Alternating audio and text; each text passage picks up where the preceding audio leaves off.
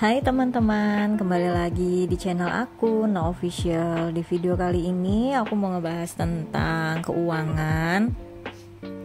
Tapi kan kalau biasanya aku tuh ngebahas tentang apa sih yang nyebabin gagal, gimana sih cara mengatasi kegagalan, kayak gitu-gitu. Nah, kali ini aku mau ngebahas tentang apa sih ciri-ciri orang yang dia itu memang pinter nih mengatur keuangan, atau dia ini bisa dikatakan hampir sukses lah dalam mengatur keuangan. So, tonton video aku sampai habis ya.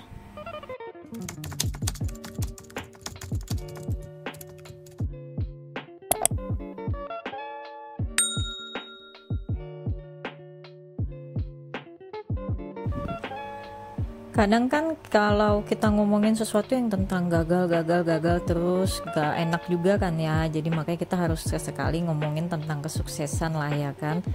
Karena kan kegagalan juga sebenarnya adalah suatu kesuksesan yang tertunda kayak gitu. Dan di sini ketika aku ngejabarin nih ciri-ciri orang yang sukses atau berhasil dalam mengatur keuangan, kalian bener-bener simak baik-baik ya teman-teman. Siapa tahu teman-teman ini udah masuk nih di salah satu ciri-ciri yang aku sebutin. Berarti teman-teman adalah salah satu orang yang juga sukses nih dalam mengatur keuangannya. Nah, untuk ciri yang pertama yaitu adalah anggaran belanja kalian ini selalu cukup setiap bulan. Di sini anggaran yang kita bicarakan adalah tentang budgeting yang teman-teman buat setiap bulannya. Nah, makanya aku selalu bilang kan, penting banget kita ngebuat budget setiap bulan dan selalu menepatinya. Selalu hidup sesuai dengan anggaran yang kita buat. Karena kan kita ini udah ngebuat anggarannya sendiri, berarti kita ini udah yang tahu dong porsi kebutuhan kita setiap bulannya gimana. Harusnya kita ini bisa membuat goals tentang anggaran ini sesuai yang kita tulis. Makanya ketika kalian bisa menjalankan budgeting yang kalian buat setiap bulan itu berjalan sesuai yang sudah dianggarkan, itu menjadi salah satu ciri atau salah satu tanda kalau kalian itu udah pinter dalam mengatur keuangan. Makanya yang aku bilang penting banget untuk ngebuat anggaran belanja itu sesuai dengan kenyataannya atau serealistis mungkin. Jangan terlalu dikecil-kecilkan, jangan juga terlalu dibesar-besarkan. Pokoknya realistis, sesuaikan dengan kebutuhan kalian setiap bulan. Lalu untuk ciri yang kedua yaitu kalian bisa mengendalikan diri dalam hal berbelanja. Nah ini nih biasanya yang paling sulit buat ngendalin diri kayak gini nih adalah para kaum hawa nih atau wanita. Termasuk juga dulunya salah satunya aku. Aku itu dulu setiap kali jalan ke mall itu rasanya susah banget buat nahan diri untuk gak berbelanja. Dan dulu aku tuh selalu punya kebiasaan gak bisa belanja itu cuma satu barang. Kayak misalkan aku suka sepatu, aku maunya belinya dua, gak cukup satu. Baju aku maunya belinya dua, gak cukup satu. Jadi memang setiap keluar itu pasti pulang-pulang tuh bawa barang, sampai kayak bingung gitu nyembunyiinnya biar gak dimarahin orang tua aku. Padahal aku belanja pakai uang sendiri, tapi kadang mama aku tuh marah karena aku tuh selalu belanja. Tapi ketika aku sudah mulai berusaha mengendalikan diri, alhamdulillah semuanya bisa termanage lebih baik. Nah, apa aja yang perlu dikendaliin? Contoh-contoh yang bisa kalian kendaliin diri itu contohnya adalah kalian itu tidak mudah tergiur ketika ngelihat barang diskonan. Diskonan itu memang racun banget kalau kita ngelihatnya. Kita ngerasa kayak wah murah banget nih, kayak misalkan harga 150 jadi cuma 100. Kapan lagi nih, nanti takutnya nanti nggak ada lagi, akhirnya beli. Padahal yang awalnya nggak ada kepikiran mau beli itu barang jadinya beli karena ngelihat diskonan. Dan juga karena takut nanti diskonnya nggak ada lagi. Dan juga yang kedua, kalian itu juga nggak mudah tergiur promo-promo di e-commerce. Nah mungkin yang pertama itu diskonan biasanya berkaitan langsung dengan kita belanja di toko offline. Tapi kalau promo-promo di toko e-commerce sekarang ini rasanya jauh lebih menguji kekuatan hati kita untuk nggak berbelanja. Karena dia sudah banyak-banyak banget tiap tanggal 25 gajian, tiap tanggal awal bulan, atau tiap tanggal kembar. Dan juga banyak voucher-voucher cashback, belum lagi diskon-diskon ketika kita nonton live, atau diskon-diskon lainnya juga di e-commerce. Nah itu ketika kalian udah bisa mengendalikan diri untuk tidak tergiur dengan tanggal-tanggal kembar, bahkan kalian ini udah nggak inget nih tanggal kembar ada apa ya, bodo amat, udah kayak gitu, itu kalian udah patut diacungi 2 jempol mungkin kalau memang kalian bisa menahan itu semua. Dan yang ketiga, kalian ya memang mengutamakan kebutuhan daripada keinginan kan jatuhnya ketika kalian udah bisa mengendalikan diri dari diskonan, promo-promo, barang-barang yang nggak kalian butuh, yang nggak kalian inginkan, ya kalian nggak beli kayak gitu. Yang kalian nggak butuhkan ya udah kalian nggak beli kayak gitu. Itu sangat masuk banget dalam ciri orang yang pandai sekali mengatur keuangan, yang bisa menghilangkan pikiran-pikiran, aduh besok jangan-jangan gak ada lagi barangnya, aduh besok jangan-jangan gak ada lagi diskonannya. Itu adalah sangat hebat banget teman-teman.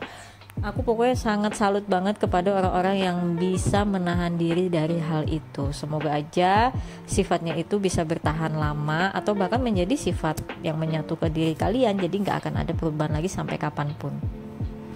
Lalu ciri yang ketiga yaitu kalian mempunyai uang tabungan yang cukup. Untuk tabungan yang pertama, kalian itu tercukupi dana daruratnya yang aku bilang. Kalau single itu 3-6 bulan gaji. Dan kalau misalkan kalian itu berkeluarga tinggal dikalikan 2 aja, yang punya anak berarti dikalikan 3. Jadi tabungan dana darurat adalah tabungan utama yang harus kalian miliki duluan di dalam uang tabungan kalian. Setelah dana darurat kalian terpenuhi, barulah kalian mempunyai tabungan-tabungan yang lainnya. Jadi kalau memang dana darurat kalian terpenuhi, tujuan-tujuan tabungan yang lain terpenuhi, itu kalian sudah sangat bagus sekali dalam mengatur keuangan. Dan selanjutnya yang kedua, kalian itu tetap konsisten menabung setiap bulan dan tidak pernah diambil sesuai dengan target yang kalian inginkan. Jadi meskipun dana tabungan darurat kalian ini udah tercukupi nih, bukan berarti kalian langsung tetap menabung. Bahkan kalau orang sudah suka nabung itu bakal candu jadinya, kayak pengen nabung terus. Nah, kalian tetap konsisten menabung setiap bulan. Jadi nabung itu bukan tentang jumlahnya, tapi tentang konsisten menabungnya kayak gitu. Lalu yang keempat adalah kalian tidak memiliki hutang atau tidak punya pinjaman kepada pihak lain. Yang pertama contohnya mungkin kalian tidak punya tagihan kartu kredit yang menunggak. Nah, ini untuk teman-teman yang mungkin punya kartu kredit pasti tahu maksudnya tagihan yang tidak menunggak itu. Mungkin aja teman-teman yang punya tagihan kartu kredit kadang lagi keluar jalan nggak punya cash, jadi mungkin gesek dulu pakai CC, atau kebetulan misalkan belanja kebutuhan kalian kalau pakai CC ini ada promonya. It's okay bagi aku kalau kita gunain CC kita, tapi ingat dibayar sebelum tanggal jatuh tempo atau ketika sudah tagihannya masuk itu segera dibayar supaya tidak ada bunga di bulan berjalan. Artinya kalian nih nggak punya utang kan, cuma membayarnya aja yang terpending. Karena kalau misalkan sampai tertunggak, itu jatuhnya kalian adalah akan menumpuk hutang. Apalagi ketika kalian gesek terus akhirnya dicicil nih tiap bulan, malah numpuk-numpuk jadinya. Lalu yang kedua, kalian itu lebih mengutamakan menabung dulu jika ingin membeli barang daripada kalian mengajukan kredit pinjaman ke pihak lain. Nah, ini sangat bagus banget ya teman-teman untuk dibiasakan, dijadikan habit. Jadi biasakan diri untuk lebih menabung dulu daripada membeli barang.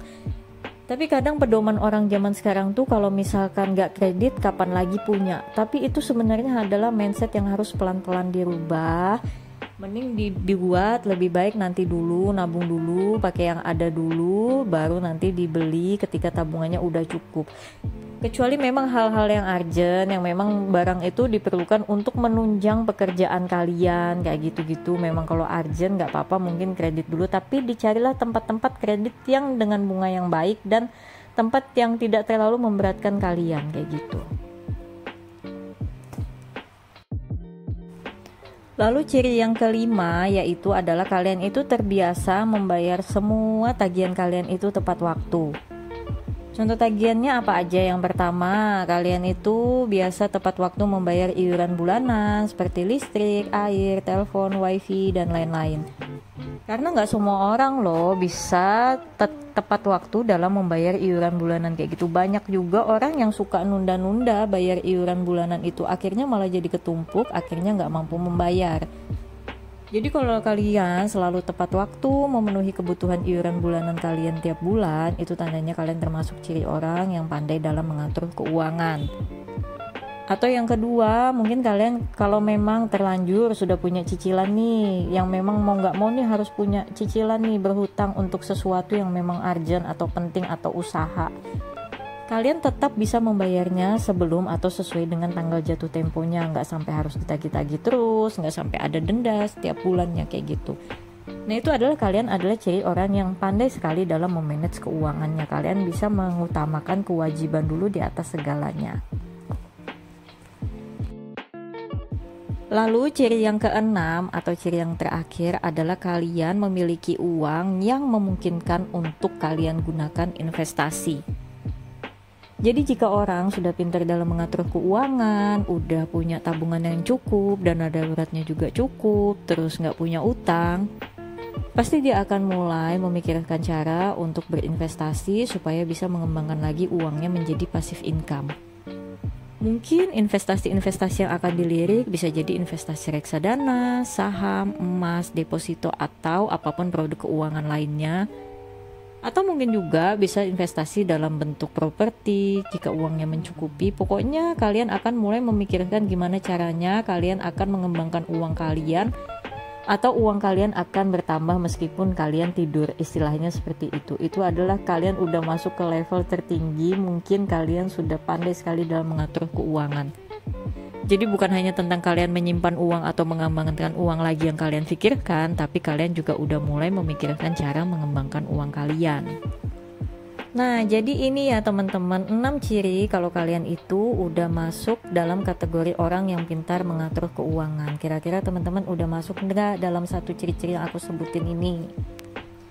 Kalau memang udah masuk, aku ucapin selamat kepada teman-teman karena udah berhasil menjadi orang yang pintar mengatur keuangan. Dan video aku juga sampai di sini aja dulu, dan mungkin sampai ketemu di video lainnya. Bye-bye.